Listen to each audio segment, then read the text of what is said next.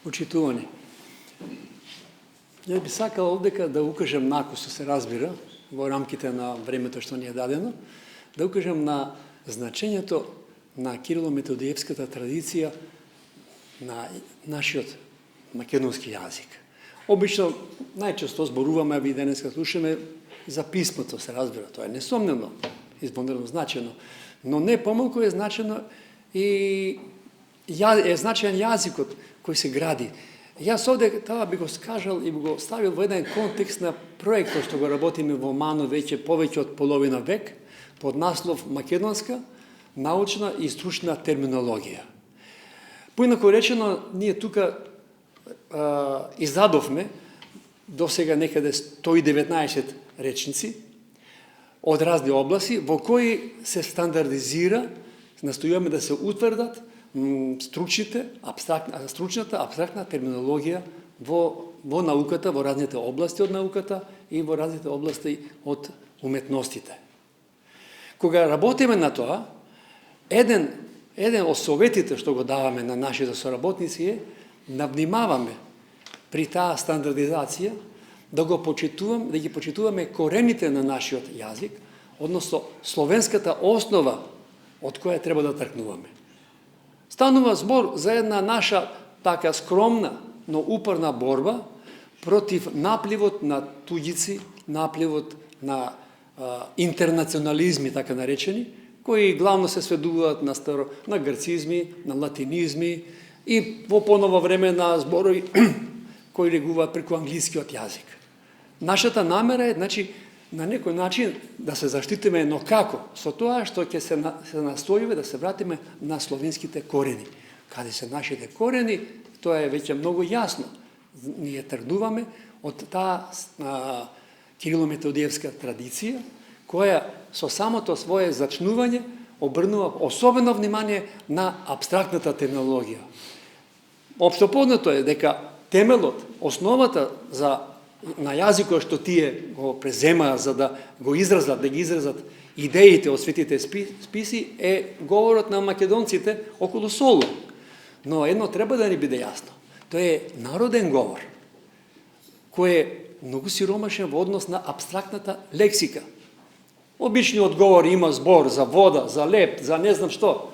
Меѓутоа, ако треба да се изразите на едно повисоко рамниште, секојдневниот говор ја нема тоа способност. Диалектите се богато, наше богатство, ама тие ја немаат моќта на едно абстрактно изразување. Затоа биле секако длабоко свесни и светите Кирил и Методи, и кога се зафатиле да преведуваат на словенски, да ги преведуваат светите списи и црковните книги, пред нив се испричил не проблема само на писмото, туку уште потежок проблем на јазикот. Како да ги изразиш тие абстрактни термини од старогрчки на словенски? На кој словенски јазик? Словенскиот јазик е тоа на широките народни маси, кој од една страна бил немоќен како народен говор да ги изрази тие идеи, а од друга страна имало некои абстрактни идеи, но кои своето потекло го имаат во она првобитната вера на словените, нели? На некоја друга вера. Оттаму тие биле исправени пред еден голем предизвик да создават словенска абстрактна терминологија. Во тој поглед, очигледно, тоа е општо мислење, биле изводено успешни. Ја нема да ве замарам сега со методите што ти ги применувале. Правиле терминологизација, меѓу другото, следејќи ги обраците на грчкиот јазик и создавале термини, да речеме, како што е синеидисис, требало да се преведе на словенски. Како ќе го преведеш? Го превеле со зборот совест. Така сме го добиле тој збор, за кој малкумина се денеска обичниот народ свесен дека тоа е наше лексичко богатство. Можеме да зборуваме за безброј такви идеи. Логос, да речеме, ете еден банален пример. Логос. Не сакат да го остават логос, тоа е грчки збор. Морало да се преведе. Наште соодветен збор, слово, кој денеска е тука речи секој неве, но тоа е производ на нивната инвенција. Како да го преведеш најадекватно? Има ли избор? Се решиле за нешто што било најпогодно. Теорија. Треба да го преведеш на словенски. Како ќе го преведеш? Не можеш ти само со теорија, тоа не е превод. Тоа е само принесување. Тие сакале да преведат. Го превеле со зрцание. И тоа толку прецизно, толку правилно, бидејќи само специјалисти овде кај сега има такви меѓу нас, знаа дека тхеаомај е во основа тука тхеа на теорија, гледање, видување. Ние теорија го употребуваме, може да го преведеме и со видување, теорија, замиот збор грчки теорија, со видување или со гледиште, но изворно, архаично, она наше длабоко доживување на тој збор е и созерцание. Во созерцание исто така го имаме гледањето. Ние имаме прозорец, тоа ЗРЦ, го имаме во основата. Го имаме зрцкице, ќе ти ги извадам. Што е тоа? Кои си тие зрцки? Очите. Она се што гледаш. И созерцанието е тука исто. И можам да вредам безброй такви примери, но зборот ми е, значи, создале специфична абстрактна терминологија, која била веќе способна да го изрази она што било изразено на совршено изградениот грчки јазик на кој биле, нели, оригиналиот од кои тие преведуваат. Толку беше за тие наши корени на кои велиме треба да се вратиме. Што се случува? Таа традиција се разбира не само во црквата, туку и надвор од црквата се негувала и во преводи, и во некои други области крижевни. И неа, да речеме, можеме да ја следиме со векови. Едно од интересните примери што можам да ги спомнам е преводот на Хесаурос. Еден зборник на трудови од 11 век запазен е во Свјатославовиот зборник од 1703 година, во кој се преведени Аристотеловите категории. Патем само да го кажам фактот. Практично ние сме ги добиле во превод Аристотеловите категории порано од што го направија тоа германците, французите и англичаните. Веќе сме ги имале преведени на словенски јазик. Тоа е голема придобивка, качество, количество. Тоа е таму присутно во тие преводи. Дури самите категории ги превеле со оглаголение или оглаголание. Оделе до таа насока, значи да се преведе се што може да се преведе, да се најде збор.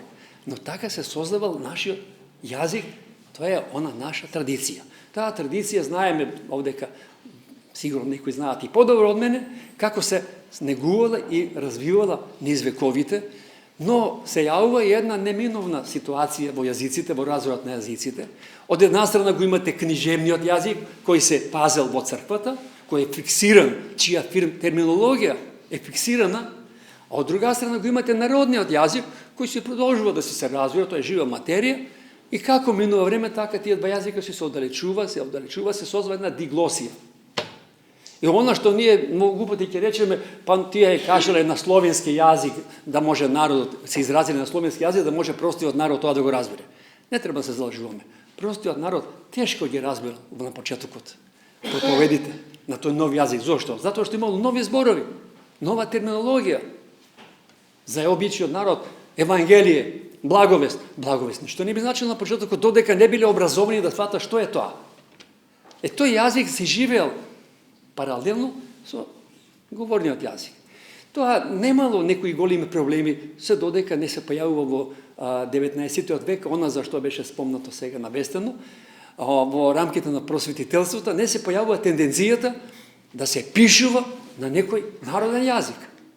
Кога нашите просветители, и Джинот, и Прличев, Крчовски и другите, се нафатиле да пишуваат поучни слова и не знам што друго, трето, станале свесни дека е многу тешко да се изразиш на прост народен јазик.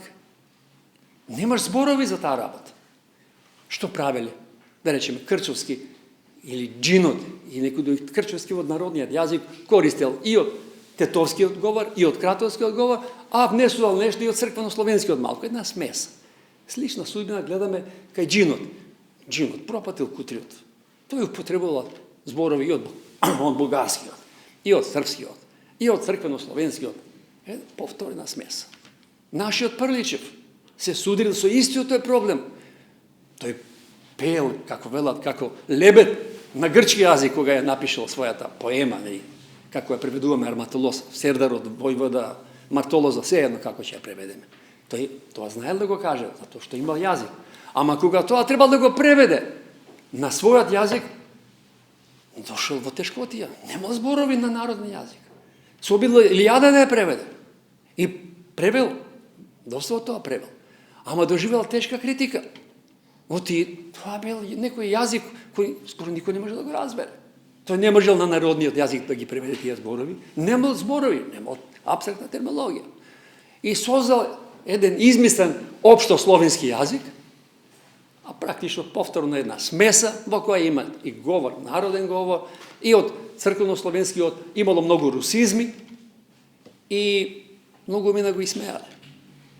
Нема да спомнувам имиња некои од конкуренцијата го исмевале, некои не успевале, но прилично доживел трагедија, сватил дека тој нема јазик и тоа го искажал својата автобиографија, кој рекол попришта нема.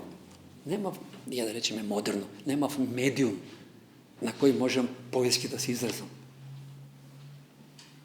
Тоа е време, значи, на едно превривање, на една трагична ситуација на нашиот народ, кога една страна бие црковниот јазик, од друга страна бие народниот. Кај се наоѓам јас? Со кој јазик да се изразам во профаната книжевност, световната книжевност.